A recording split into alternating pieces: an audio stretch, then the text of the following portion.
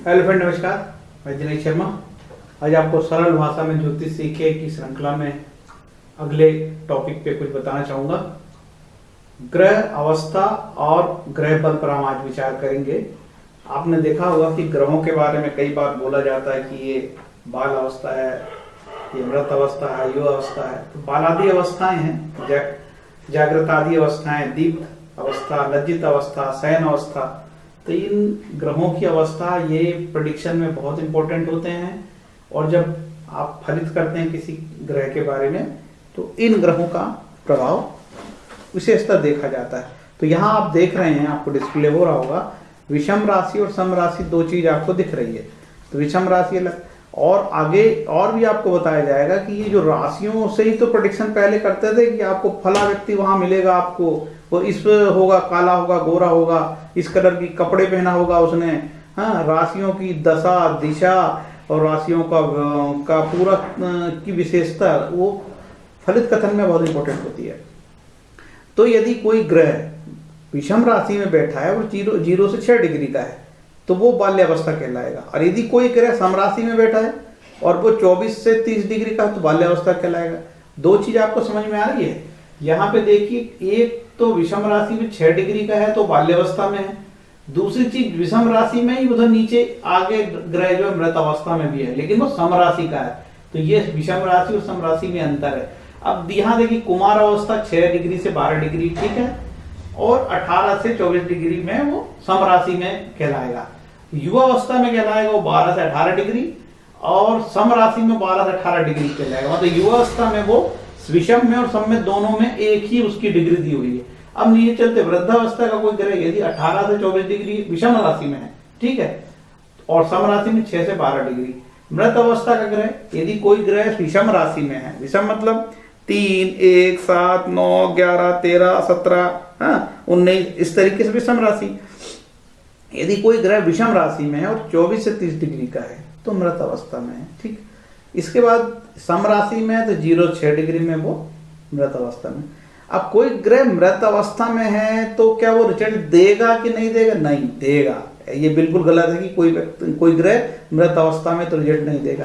उसके भी 3 भाग बटे हुए थे कि कम से कम वो 1/3 अपना जो फल है वो देगा।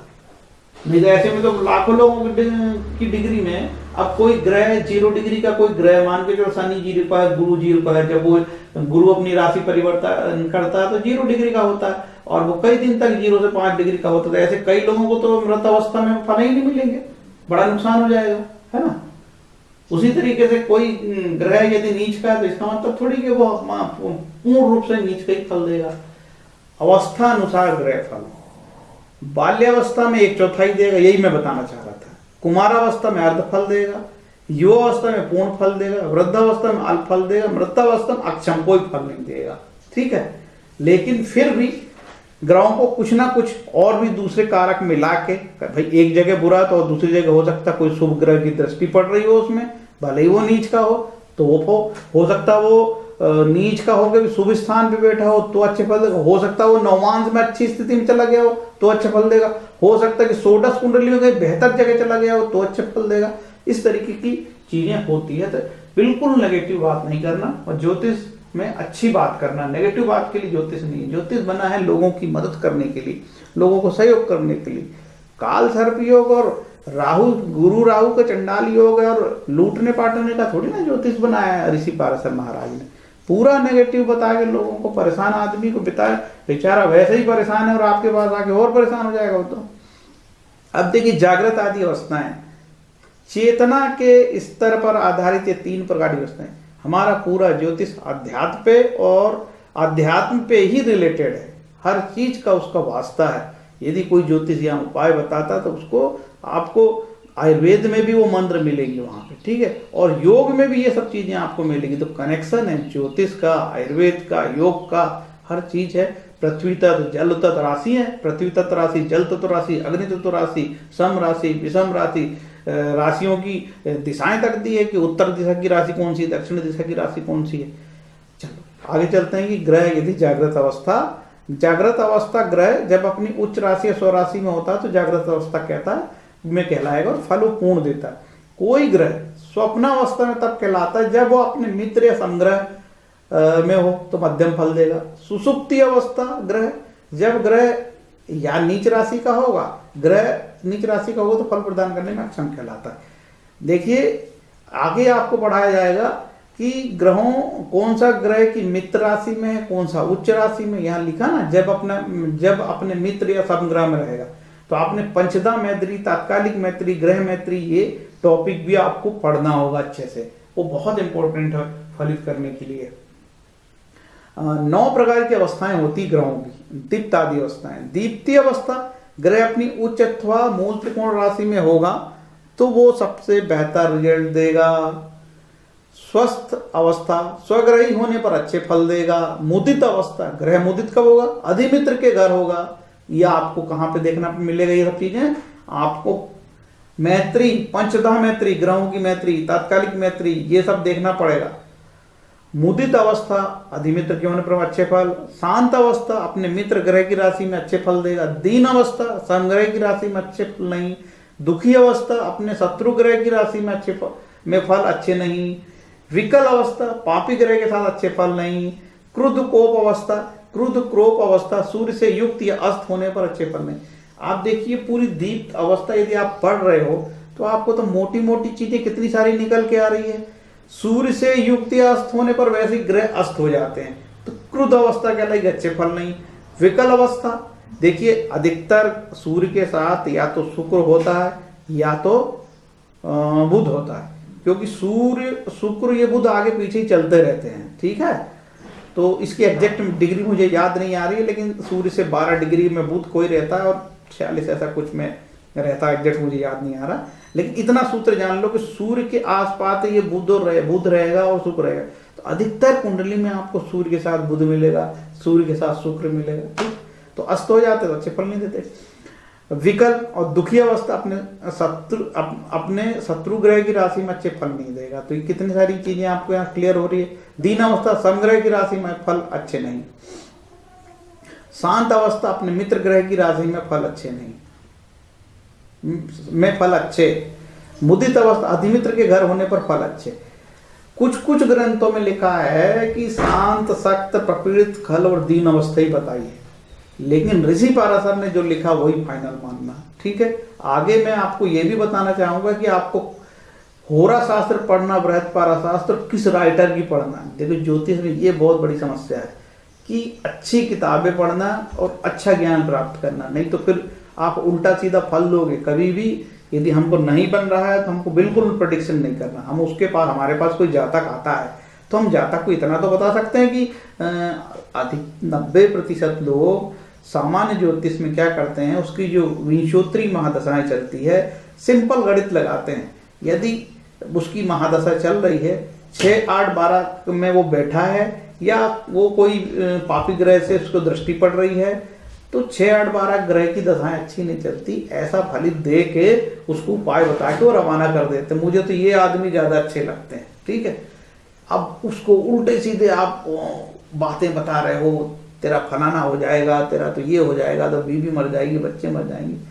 ऐसे में जो आदमी आत्महत्या नहीं कर रहा वो भी कर लेगा भैया। इसलिए नेगेटिव बात नहीं करना। ज्योतिष में आपको दिख भी रहा है तो आप चुप रहो। आपको लग रहा है कि अष्टमेश की दशा चल रही है और ये व्यक्ति के लिए घातक हो सकता है, तो उसको बोल दो कि भैया देखो अष्टमेश की दशा तुम्हारी चल रही है, आपसे मेरा निवेदन है कि आप थोड़ा सा कम बोलें, कम यात्रा करें, सावधान रहें, वाहनों से बचें। इतना ज्यादा डराना नहीं कि तेरे वाहन से एक्सीडेंट हो जाएगा, तो वो फिर नहीं होने वाले का भी हो जाएगा। ऐसा भी नहीं करना आप, है ना। देखो लज्जित आदि अवस्था, 6 प्रकार की ग्रह होती है लज्जित वाली अवस्था में, है ना। लज्जित मतलब शर्मिंदा होना। यदि कोई ग्रह पंचम भाव सूर्य, मंगल, राहु, केतु, शनि में किसी से युक्त हो तो लज्जित अवस्था फल कहते हैं। अब इसकी भी कहानी है कि भैया कि कोई ग्रह पंचम भाव में सूर्य, मंगल, राहु, केतु, शनि में, तो उसका क्या रीजन, वो अलग मैटर है। तो ये सूत्र है कि ग्रह पंचम भाव में सूर्य, मंगल, राहु, केतु, शनि में किसी से युक्त हो तो लज्जित अवस्था कहलाता है। देखिए पंचम भाव क्या कहलाता है? पंचम भाव पुत्र का है, और यहां से ही श्राप निकलते हैं, ढेर श्राप, ब्रह्म श्राप, ब्राह्मण श्राप, पितृदोष, मातृदोष, ऐसे बहुत सारे जो भी दोष होते हैं वो पंचम भाव से होते हैं, याद रखना हमेशा, ठीक है। तो अब यहाँ पे इसका मतलब ये सूर्य के साथ मंगल राहु केतु शनि में होंगे तो पांचवें भाव को खराब करेंगे और संतान दोष दे सकते हैं। अनपत्य दोष भी इसी को कहते हैं, उसका भी उपाय बताया गया है ना। तो जो भी दोष होते हैं सामान्य तो पांचवें भाव से माने जाते हैं। पुत्र नहीं होना ही तो दोष है, उसमें पितृदोष मातृदोष लगाते हैं लोग, उससे डरने की जरूरत नहीं है।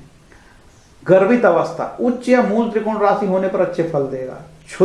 क्षुधित अवस्था, कोई ग्रह शत्रु राशि में या शत्रु से युक्त हो अथवा दृष्ट हो अथवा शनि से युक्त हो तो अच्छे फल नहीं देगा। क्या देख बोल रहा है, कोई ग्रह शनि से भी युक्त हो। अरे भैया कई कई कुंडली में तो शनि योग कारक होता है, ठीक है। आगे हम मेष से लेके मीन तक पढ़ेंगे कि किस किस ग्रह लग्न में शनि योग कारक होता है। तो सूत्रों को अंधाधुंध नहीं लेना है। ज्योतिष के साथ यही समस्या है, यहां कुछ बोलता तो वहां कुछ बोलता, वहां कुछ बोलता तो यहां कुछ बोलता, तो अंधाधुंध नहीं लेना। त्रसित अवस्था, कोई ग्रह शुभ ग्रह से अदृश्य, अशुभ ग्रह से दृष्ट या जलचर राशि में हो तो अच्छे फल नहीं देगा। सिंपल बात है कि कोई ग्रह शुभ ग्रह से अदृश्य, मतलब शुभ ग्रह उसको देखा ही नहीं रहा है, अशुभ ग्रह की दृष्टि पड़ रहा है, तो सामान्यतः मानते हैं कि मंगल की दृष्टि, शनि की दृष्टि या मार्केश की दृष्टि, है ना। जैसे मेष लग्न की कुंडली में शुक्र मारक है तो दूसरे भाव पर सातवें स्थान का स्वामी है, तो शुक्र की दृष्टि निगेटिव हो जाती है। इसके बाद देखते हैं मुदित अवस्था, कोई ग्रह मित्र राशि से, मित्र ग्रह के साथ या गुरु के से युक्त हो तो अच्छे फल दे। सिंपल बात है, कोई व्यक्ति बढ़िया एसी होटल में रह रहा है तो थोड़ा अच्छी बात करेगा ना, और उसको भैंस के तबेले में आप रख दो तो उल्टी सीधी बात करेगा कि नहीं, हो करेगा ना, बड़ा नाराज होगा, गुस्सा होगा। तो वही बात है कुल मिला के एसी होटल में रह रहा तो बड़ी मीठी मीठी बात करेगा वो। तो कोई मित्र के घर में रहे तो अच्छा बोलेगा। क्षोभित अवस्था, कोई ग्रह सूर्य से युक्त केवल पाप ग्रह या शत्रु ग्रह से अदृष्ट हो तो फल अच्छे नहीं होंगे।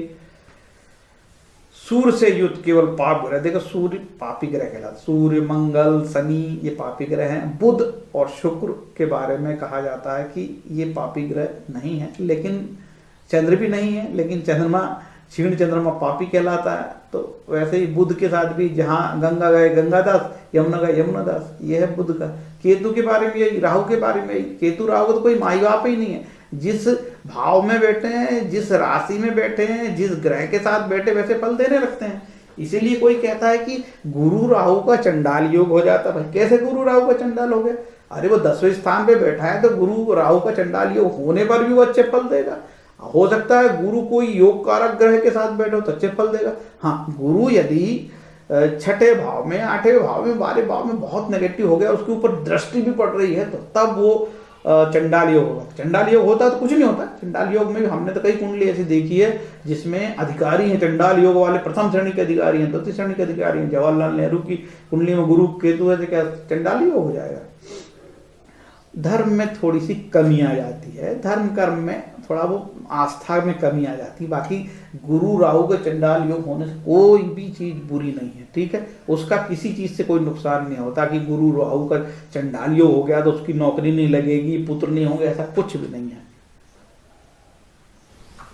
अब शयन आदि अवस्था, शयन, गमन, भोजन, उपसेवन, उपवेशन, आगमन, नेत्र लिप्सा, नेत्रपाणी, सभावास, कौतुक, प्रकाशन, आगम, निद्रा, ये 12 प्रकार की इसकी शयन आदि अवस्थाएं होती है ग्रहों की।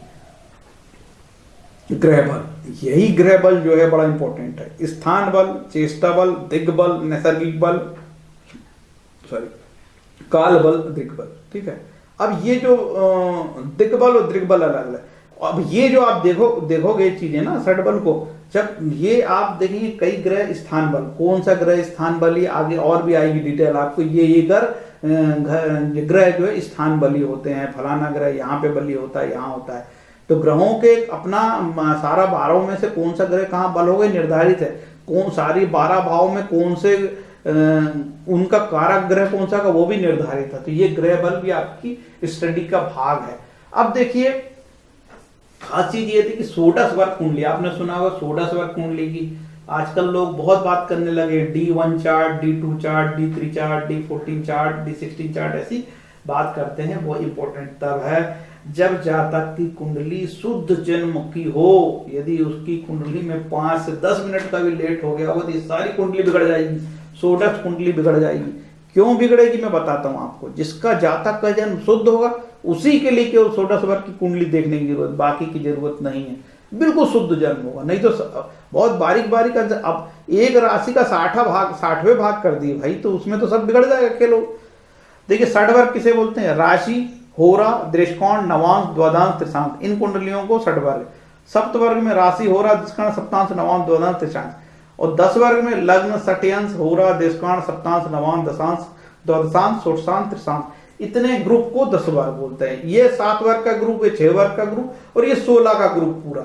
इसमें आखिरी विंशांश, चतुर्विंशांश, भांस, खवेदांश, अक्षवेदांश दिए। अब इनका भी और मैं डिटेल बता देता हूं आपको। देखिए ये पूरा डिविजनल चार्ट है। राशि मतलब 30 डिग्री की राशि, इसका कोई भाग नहीं होता। जन्म कुंडली की मेन राशि हो लग्न, उसको राशि बोलते हैं। जातक के स्वास्थ्य के बारे में इसमें देखा जाता है। दूसरा बोलते हैं होरा। होरा को क्या है? 2 राशियों में बढ़ जाता है होरा, ठीक है। कर्क राशि में, सिंह राशि में, उसको बोलते हैं। जो आधे ग्रह कर्क राशि में आ गए तो कर्क आधे हो जाते हैं, आधे कर्क में हो जाते हैं, आधे सिंह में, होरा हो जाता है। ये 2 भाग हो गए। तो 30 डिग्री में 2 को भाग दिए तो 15 आ गया। ये में यहां ध्यान दीजिए, 30 डिग्री में 30 डिग्री में यहां भाग दिए तो ये 15 आ गया। धन, सौभाग्य, होरा कुंडली से देखा जाता। अब दृष्कांड कुंडली, भाई बहन उनका कल्याण आदि देखा जाता। कल्याण अकल्याण, ये 30 डिग्री में 3 का भाग देने से ये 10वां आ गया। मतलब तीसरी भाग, मतलब राशि का तीसरा भाग, है ना। और फिर चतुर्थांश कुंडली में राशि का चौथा भाग करते हैं। ये चौथा भाग करे तो राशि में एक 7.5 डिग्री समथिंग का हो जाता है, ठीक है। इसके बाद सप्तमांश में जो है 30 डिग्री की राशि को 7 भागों में, उक्त अंक को भाग देने पर, 7 भागों में बांटने पर, ठीक है। ये 7वां भाग, ये 9वां भाग, कहीं 10वें भाग में, 12वें भाग में, 16वें भाग में, इस तरीके से षष्ठांश में 60 भागों में, एक राशि का 60 भागों में बांट दी तो आधा डिग्री का वही हो गया भाई, ठीक है। इस तरीके से। और किस कुंडली से क्या देखना अब मैं बता। दृष्कांड कुंडली तो भाई बहन, चतुर्थांश से भाग्य एवं निवास, सप्तांश से संतान एवं नाती, नवमांश से पति पत्नी, दशमांश से विशेष लाभ, जातक का व्यवसाय, द्वादशांश से माता पिता, षोडशांश से वाहन, सुख, अश्वगज आदि, विंशांश से आध्यात्मिक कृत, पूजा करेगा कि नहीं करेगा, आध्यात्मिक होगा कि नहीं होगा, आध्यात्मिक रुझान क्या होगा, ईश्वर भक्ति में क्या रुझान, आदि आदि। चतुर्विंशांश में विद्या ज्ञान, सप्तविंशांश में शक्ति और दुर्बलता, त्रिशांश में अभाग्य और कष्ट, खवेंद्र दमांश में शुभाशुभ। और बाकी 2 कुंडली दिए D45, D60 की, उसमें सभी कुछ देखा जाता है। इस तरीके से बात लिखी गई है। अब आपने ये षोडश जो देखा ना, षोडश के आधार पर ग्रहों की ग्रेडिंग की गई है। ये आपको ग्रेडिंग कहाँ मिलेगी? आपको ग्रेडिंग से मतलब उनकी संज्ञाएं दी गई है कि कौन सा ग्रह सबसे उत्तम। इन 16 कुंडलियों में यदि कोई ग्रह 16 कुंडलियों में से ग्रह उच्च का मान के चलो 4-5 जगह में उच्च का हो गया, नवमांश में, दृष्कांड में और सप्तमांश में, द्वादशांश में 5-6 घर में उच्च के हो गया, तो वो पता लगा कि उसको इस प्रकार से संज्ञा दी जाएगी। ये आपको मिलेगा कहाँ? ये मिलेगा जातक तत्व में, फल दीपिका में, और शायद जातक परिजात में भी है ये बात, ठीक है। यदि 2 उत्तम वर्ग है तो परिजात अंश का कहलाएगा वो ग्रह। 3 शुभ वर्ग में हो तो उत्तम अंश में। 3 शुभ वर्ग मतलब वही वर्ग कुंडली की तो बात कर रहा हूं मैं, वही वर्ग 16 वर्ग। 4 शुभ वर्ग में हो तो गोपुरांश, 5 शुभ वर्ग में हो तो सेनवांश, 6 शुभ वर्ग में हो तो पार्वतांश, 7 शुभ वर्ग हो तो देवलोकांश, 8 शुभ वर्ग हो तो देवलोकांश, 9 शुभ वर्ग हो तो ऐरावतांश, 10 शुभ वर्ग हो तो वैशिष्टांश। इस तरीके से दिया है। अधिक जानकारी के लिए फल दीपिका पढ़े, जातक तत्व पढ़े। जातक तत्व बहुत अच्छी बुक है। ये रतलाम के पंडित माधव पाठक जी ने लिखे हैं। मैं उनका रतलाम में घर भी देखा हूँ, उनके रिश्तेदारों से भी मुलाकात हुई है, उनकी मेरे पास फोटो चित्र भी है। बहुत महान है। आदरणीय दिल्ली के महान ज्योतिषी KN राव साहब ने उनकी बहुत तारीफ करी है, ठीक है। तो इस तरीके से ज्योतिष सीखने के लिए ये सब धीरे धीरे चीजें चलेगी। अचानक पूरी कहानी एक साथ नहीं संभव है। आप जितनी मेहनत करोगे उतना सीखोगे। मेहनत का काम होगी। और सोचो कि रातों रात कोई फलित आप देने लगो, नहीं, सब बकवास बात है। क्योंकि फलित इसलिए भी गड़बड़ हो जाता है, कई कुंडलियां भी गड़बड़ होती है। और एक बात आपको साफ बता दूं, फलित कथन कहने के लिए जब तक कोई अच्छी रीजनिंग, उसकी ईमानदारी, ज्योतिषी की ईमानदारी, वो ऋषि पाराशर ने लिखे हैं कि कोई व्यक्ति झूठा व्यक्ति कैसे अच्छे फलित कर सकता है। ठीक है, इसीलिए तो कहा गया है कि ज्योतिष इतनी महान विद्या है कि कोई व्यक्ति यदि ज्योतिष का नॉलेज रखता होगा तो वो चांडाल हो कि देवतुल्य पूज्य होता है। इसीलिए ज्योतिष के पीछे भागते हैं और लोग, बहुत सारे लोग ज्योतिष में रुचि लेते हैं, क्योंकि अब अच्छे सॉफ्टवेयर आने लगे और अच्छे लोग भी अब ज्योतिष में आ गए हैं। बहुत से लड़के जो इंजीनियर, अभी मैंने बताया था जे हो रहा सॉफ्टवेयर के बारे में बताया एक वीडियो में, तो वो एक इंजीनियर होगी, इतना बड़ा सॉफ्टवेयर उसने बनाया IIT का, तो अच्छे लोग आ रहे हैं। तो अच्छी ज्योतिष से अब हमको बहुत शुभ संकेत हमको मिल रहे हैं। वो अब फिर से ज्योतिष के नए अनुसंधान हो रहे हैं। भारतीय ज्योतिष विद्या भवन दिल्ली में तो अनुसंधान हो रहे हैं ज्योतिष पर, अच्छी अच्छी किताबें लिखी जा रही है। तो ज्योतिष के लिए अच्छे संकेत, आज नहीं कल ज्योतिष में लोग बहुत अच्छे फलित देंगे। और जो मुहूर्त शास्त्र पे, मुहूर्त में भी लोगों ने बहुत मेहनत कर रहे हैं, आगे ज्योतिष में बहुत अच्छी उम्मीद है। तो ये मेरा वीडियो रहा, आगे मैं राशियों के बारे में बताऊंगा।